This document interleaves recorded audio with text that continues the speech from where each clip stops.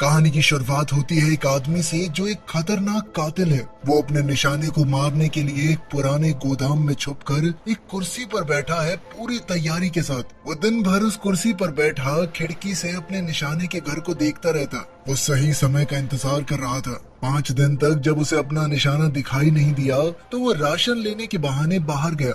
Ration खरीदने के बाद उसने अपने मालिक को फोन करके पूरी बात बताई। मालिक ने कहा कि काम जल्दी खत्म करो और अपना पैसा ले लो। ये सुनकर उसने वादा किया कि मैं काम जल्द से जल्द ही करूंगा। घर वापस जाने से पहले वो टारगेट के घर के सामने बैठ गया। वहाँ मौजूद लोगों और पहरेदारों को ध्यान से देखने लगा। उनका रोज का रूटीन देखने के बाद वो वापस अपनी छुपने की जगह पर गया और फिर से टारगेट के घर पर नजर रखने लगा।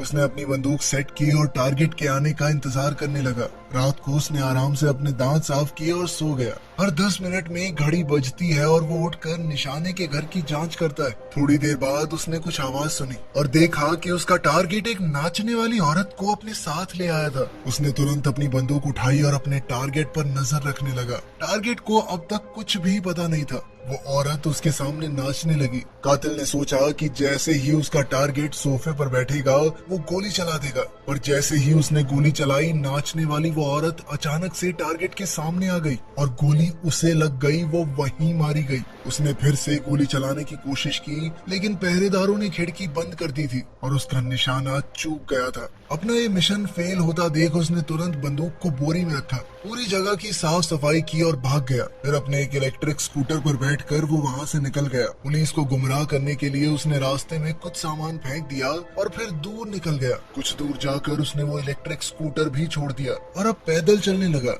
चलते चलते उसने अपना हेलमेट भी नदी में फेंक दिया और जल्दी से एक राशन की दुकान के बाथरूम में गया। वहाँ उसने अपना चेहरा साफ किया, दाढ़ी काटी, कपड़े बदले और फिर पूरे बाथरूम को साफ कर दिया ताकि कोई निशान न रहे। फिर उसने एक गाड़ी बुलाई और सीधा एयरपोर्ट चला गया। एयरपोर्ट पर पहुंचकर उसने बंदूक को कचरे के डब्बे में डाल दिया और हवाई जहाज की टिकट लेने के लिए लाइन में लग गया। जब वो लाइन में खड़ा था तो उसने देखा कि एक पुलिस का कुत्ता उसे घूर रहा है। वो घबरा गया और दोबारा बाथरूम में जाकर अपने आप को साफ किया। वो दोबारा से लाइन में लगा और एक नकली पहचान फेलिक्स अंगर के नाम से वीजा लिया। हवाई जहाज में बैठते वक्त उसे मालिक का फोन आया। उसके मालिक ने उसे बहुत डांटा कि सारा काम खराब करके आया तू, क्या किया है सब। वो कातिल से काफी नाराज था।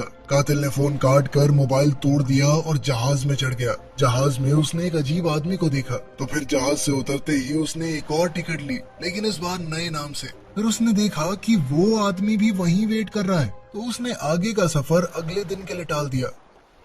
उसने एक होटल में कमरा लिया और दरवाजे पर जाल लगा दिया और खुद चाकू लेकर एकदम चौकन्ना बैठ गया कि जैसे ही कोई अंदर आएगा मार डालूंगा। लेकिन रात भर कुछ भी नहीं हुआ, कोई नहीं आया। अगले दिन वो प्लेन में चढ़कर अपने देश डोमिनिकन रिपब्लिक वापस गया। अपने घर पहुंचने पर उसने गेट के पास एक आदमी के जूते के निशान और जली हुई सिगरेट देखी। उसका शक पक्का हो गया कि यहाँ कोई तो जरूर है। उसने तुरंत बंदूक उठाई और घर की तरफ दौड़ा। घर के अंदर उसने खून के दाग देखे और समझ गया कि कोई तो घर में घुसा हुआ है। उसने अपनी गर्लफ्रेंड को फोन किया। जब उसने फोन उठाया तो वो अस्पताल में दौड़ता हुआ गया। वहाँ उसकी गर्लफ्रेंड उसे बेहोश कोमा में मिली और उसका भाई उसके साथ था। भाई ने बताया कि 2 कातिल, एक आदमी और एक औरत उनके घर में घुस आए थे। उनका असली टारगेट तो तुम थे, लेकिन जब उन्हें तुम नहीं मिले तो तुम्हारी गर्लफ्रेंड के ऊपर हमला कर दिया। उसने बड़ी मुश्किल से उन कातिलों से लड़कर अपनी जान बचाई थी, लेकिन फिर भी काफी चोट लगी। बचकर जब वो वहाँ से भागी और छुप गई तो उसने देखा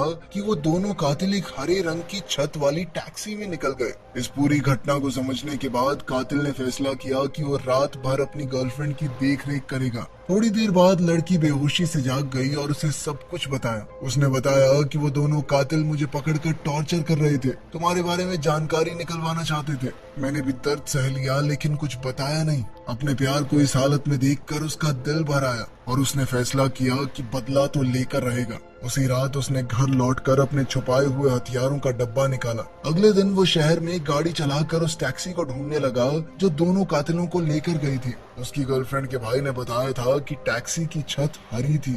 तो वो पूरे शहर में ऐसी टैक्सी को ढूंढने लगा। पूरे दिन की तलाश के बाद भी जब वो टैक्सी नहीं मिली तो उसने एक और नया तरीका निकाला। उसी रात वो टैक्सी कंपनी के ऑफिस में गया और मैनेजर को बंदी बना लिया। फिर वो उनके कंप्यूटर में लॉगिन करके उस टैक्सी ड्राइवर का पता लगाने लगा जो दोनों कातिलों को उसके घर से ले गया था। टैक्सी ड्राइवर की जानकारी मिलते ही वो उसकी फाइल लेकर चला गया। अगले दिन वो स्टेशन के बाहर उस टैक्सी ड्राइवर का इंतजार कर रहा था। जैसे ही ड्राइवर नौकरी के लिए आया वो उसका पीछा करने लगा और एक पैसेंजर बनकर उसकी गाड़ी में चढ़ गया। बेचारे ड्राइवर को कुछ नहीं पता था कि उसके साथ क्या होने वाला है। वो एक बेहद खतरनाक इंसान को पीछे बैठाकर शहर घुमा रहा था। जब ड्राइवर ने पीछे मुड़कर कुछ पूछना चाहा तो उसने कातिल के हाथ में बंदूक देखी और डर गया। उसे लगा कि ये कोई छोटा मोटा चोर है, इसीलिए उसने अपना वॉलेट निकाल कर उसे दे दिया। लेकिन कातिल को उसके चंद रुपए नहीं चाहिए थे। उसने बंदूक टिकाकर पूछा कि उन दो पैसेंजर्स को उस घर से कहां पर छोड़ा। ड्राइवर को अपनी जान बचानी थी तो उसने बढ़िया दिमाग लगाया और अच्छे से याद करके सब कुछ बता दिया। उसने बताया कि मैंने उन दोनों को एक प्राइवेट एयरपोर्ट से पिक करके एक घर तक छोड़ा था। उसके बाद बाहर ही रुककर मैंने उनका इंतजार किया। जब वो वापस आए तो दोनों ही घायल दिख रहे थे, लेकिन मैंने कुछ नहीं पूछा। उसने उन्हें फिर से उसी प्राइवेट एयरपोर्ट पर छोड़ दिया जहां से उन्हें लेकर आया था और उसे पूरे पैसे मिल गए। थोड़ा याद करते हुए ड्राइवर ने ये भी बताया कि जब दोनों घर से बाहर आए थे तो आदमी की टांग बहुत बुरी तरह से घायल थी, लेकिन मैंने कुछ पूछा नहीं कि बड़े लोग लग रहे हैं, एयरपोर्ट से आना जाना है। सर मुझे मत मारना, मैंने उन्हें बस एयरपोर्ट तक छोड़ा था, मेरी कोई गलती थोड़ी है। इसके बाद कातिल ने कहा कि मुझे एक सुनसान जगह पर ले चलो। ड्राइवर ने कहा कि आपको जो भी पूछना है मैं बताने को तैयार हूँ, मुझे मारना मत। लेकिन अचानक कातिल ने उसे मार दिया और वहाँ से निकल गया। इसके बाद कातिल ने अपनी एक और नई पहचान बनाई, जिसकी मदद से वो हवाई जहाज की टिकट लेकर न्यू ऑरलीन्स चला गया ताकि वो उन दोनों कातिलों को ढूंढ सके जिन्होंने उसकी गर्लफ्रेंड को चोट पहुंचाई है। न्यू ऑरलीन्स पहुंचकर उसने एक बस किराए पर ली और खुफिया स्टोरेज यूनिट तक जाकर कुछ बंदूक और नया आइडेंटिफिकेशन कार्ड निकाल लिया। फिर उसने बस की नंबर प्लेट बदल दी और एक सफाई कंपनी के पास जाकर सफाई कर्मचारी बन के काम करने लगा। उस कंपनी में रजिस्टर करने के बाद उसे कुछ सामान दिया गया। कंपनी से वो सामान लेकर वो अपने मालिक की कंपनी के सामने पहुंच गया और सोचा कि अंदर घुसने के लिए सफाई करने का बहाना परफेक्ट रहेगा। जब वो बाहर खड़ा था तो उसे पता चला कि अंदर जाने के लिए एक पास चाहिए, तो उसने बिल्कुल सही मौके का इंतजार किया। जब माल ले जाने वाली गाड़ी आई तो उसके दिमाग में ख्याल आया। उसने अपना कचरे का डब्बा निकाला और दरवाजे की तरफ जाते हुए ऐसे दिखाया कि ये डब्बा तो बहुत भारी है और इस डब्बे को उठाने में उसे बहुत दिक्कत हो रही है। डिलीवरी वाले को लगा कि ये आदमी अपना पास कैसे निकालेगा, तो उसकी मदद करने के लिए उसने गेट पर अपना पास लगा दिया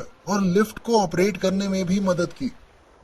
अंदर जाकर कातिल ने सफाई कर्मचारी होने का नाटक किया और कुछ देर बाद डिलीवरी वाला वहां से चला गया। फिर उसने अपनी बंदूक निकाल ली और अपने मालिक के दफ्तर में घुस गया। वहां उसने दफ्तर में अपने मालिक की सेक्रेटरी को देखा। उसने बंदूक की नोक पर सेक्रेटरी से मालिक को बंधवा दिया। उसने उसे धमकी दी कि दोनों कातिलों के बारे में जल्द से जल्द बताओ मुझे। डर के मारे मालिक ने कहा कि मेरा इस सब से कोई लेना देना नहीं है, मैं सच कह रहा हूँ। उसने बताया कि जिस कस्टमर ने फिरौती के पैसे दिए थे वो नाराज है क्योंकि काम पूरा नहीं हुआ। उसने ही वो गुंडे भेजे होंगे तेरी गर्लफ्रेंड पे हमला किया जिन्होंने। मारना तो वो तुम्हें ही चाहते थे पर तुम घर पर थे नहीं, तो वो बेचारी हत्या चढ़ गई। साथ ही मालिक ने कातिल को डांटा कि तुम अपने शहर में वापस क्यों आए हो। उसने कहा कि जल्दी से अपनी पहचान बदलकर सालों के लिए कहीं गायब हो जाओ ताकि वो कस्टमर तुम्हें ढूंढ ना पाए। कातिल ने उसकी सलाह पर कोई ध्यान नहीं दिया और पास ही में पड़ी हुई एक नेल गन उठा ली। पहले उसने नेल गन का इस्तेमाल लैपटॉप पर किया और आंखों ही आंखों में धमकी दी कि अगर कुछ नहीं बताया तो अगली बारी आपकी है सर। लेकिन मालिक अभी भी पता नहीं किस ताव में था। उसे कातिल की धमकी बकवास लगी। ध्यान न देते हुए कहा कि जल्दी से यहाँ से निकल जाओ, समझे? मैंने बता दिया तुम्हें जितना बता सकता था मैं। ये सुनकर कातिल को गुस्सा आया और अचानक मालिक की छाती पर कीलें मार दी। फिर उसने फोन निकाल कर कहा कि जल्दी से मुझे उन दोनों के बारे में बताओ, कौन आया था मेरे घर पर, तभी मैं एम्बुलेंस को फोन करूंगा वरना ऐसे ही मर जाएगा, समझा? लेकिन बात वहाँ तक पहुँची ही नहीं। वो बूढ़ा आदमी बेचारा फटाफट मर गया। कोई जानकारी देने का टाइम ही नहीं मिला उसे। निराश होकर कातिल ने सोचा कि अब सेक्रेटरी को भी मार देना चाहिए, बिना बात के सबूत क्यों छोड़ना है। लेकिन सेक्रेटरी ने जल्दी से उसका इरादा समझ लिया और एक डील उसके सामने रखी। उसने कहा, मैं जानती हूँ तुम मुझे जिंदा तो नहीं छोड़ोगे, लेकिन मेरी लाश को एक ऐसी जगह छुपाना जहाँ वो आसानी से मेरे परिवार को मिल जाए, ताकि कम से कम लाइफ इंश्योरेंस का पैसा क्लेम कर सके वो। मैं तो चली जाऊंगी लेकिन उन्हें थोड़ा पैसा तो मिले। इसके बदले में वो दोनों कातिलों की पहचान बताएगी। उसके सिर्फ ये शर्त थी कि लाइफ इंश्योरेंस का पैसा उसके बच्चों को मिल जाना चाहिए। अगर वो उसे मार कर इस घटना को हादसा दिखा दे तो पैसे आसानी से मिल जाएंगे। कातिल इस बात से राजी हो गया, उसकी रस्सियां खोल दी और उसे फिलहाल के लिए छोड़ दिया। फिर उसने मालिक की लाश को लपेट कर अपने कचरे के डब्बे में डाल दिया। ऑफिस साफ करने के बाद वो सेक्रेटरी के पीछे पीछे चल पड़ा। जब वो उसके घर जा रहे थे तो सेक्रेटरी ने अपनी जान की भीख मांगनी शुरू कर दी। उसने कहा कि तुम जो कहोगे मैं करूंगी, प्लीज मेरी जान बख्श दो। पर कातिल ने उसकी बात पर ध्यान नहीं दिया। जब वो गैराज खोलने गया तो सेक्रेटरी ने चिल्लाकर भागने की कोशिश की ताकि कोई उसे सुन ले, बचा सके, लेकिन किसी ने नहीं सुना। कातिल ने बड़ी आसानी से उसका गैराज खोला और गाड़ी अंदर ले गया। अंदर जाकर सेक्रेटरी ने उसे उन 2 कातिलों के बारे में बताया और एक पोस्ट कार्ड दिखाया जिसमें लिखा है कि किसने उसकी मौत का ऑर्डर दिया था। जरूरी जानकारी मिलने के बाद उसने औरत की गर्दन तोड़ दी और सीढ़ियों से नीचे धक्का दे दिया ताकि लोगों को लगे कि उसकी मौत एक एक्सीडेंट है और उसके बच्चों को इंश्योरेंस के पैसे मिल जाएं। इसके बाद वो स्टोरेज यूनिट में गया और अपने हैंडलर की लाश जला दी। फिर उसने एक ब्रिज पर जाकर बची खुची राख को हवा में उड़ा दिया। किसी को उस पर बिल्कुल भी शक नहीं हुआ। उस रात उसने बस को अच्छी तरह से साफ किया, वो नकली नंबर प्लेट फेंक दी और फिर अगले दिन बस रेंटल कंपनी को वापस कर दी। फिर वो सीधा फ्लोरिडा गया उन 2 कातिलों को ढूंढने के लिए जिन्होंने उसकी गर्लफ्रेंड को टॉर्चर किया था। वहाँ जाकर उसने सोचा कि पहले उस आदमी कातिल को ढूंढता हूँ, बाद में उस औरत की बारी। उसने ध्यान से मेल किलर का घर देखा जहाँ कुछ आदमी एक कुत्ते के साथ खेल रहे थे। उनमें से एक आदमी को उसने पहचान लिया क्योंकि वो थोड़ा लंगड़ा रहा था। उसने पूरा दिन घर के बाहर सही वक्त का इंतजार किया। शाम को उसने देखा कि वो लोग कसीनो जा रहे हैं तो वो उनके पीछे गया और उन्हें देखता रहा। फिर वो रात में वापस किलर के घर आया लगभग 12 बजे। इस वक्त कातिल अकेला घर पर आया। जैसे ही वो अंदर गया बदले का प्लान शुरू हो गया, लेकिन कुत्ता अचानक उसे देखकर भौंकने लगा। उसने कुत्ते को कुछ खाने को दिया जिसके अंदर नशीली दवाई थी ताकि कुत्ता सो जाए। कुत्ते के सोने के बाद वो घर के अंदर घुस गया और अचानक से किलर ने उस पर हमला कर दिया। उस किलर ने भी पहले से अंदाजा लगा लिया था कि वो बदला लेने जरूर आएगा। दोनों में जबरदस्त लड़ाई हुई। दोनों एक के बाद एक दूसरे पर वार करते जा रहे थे, लेकिन आखिर में जब कातिल उस आदमी पर भारी पड़ने लगा तो ये देखकर उसने बंदूक निकाल ली, लेकिन हमारा कातिल एक कमरे में छुप गया। उसने कमरे से चिल्लाकर कहा कि जॉन, मैं तुम्हारा असली नाम जानता हूँ,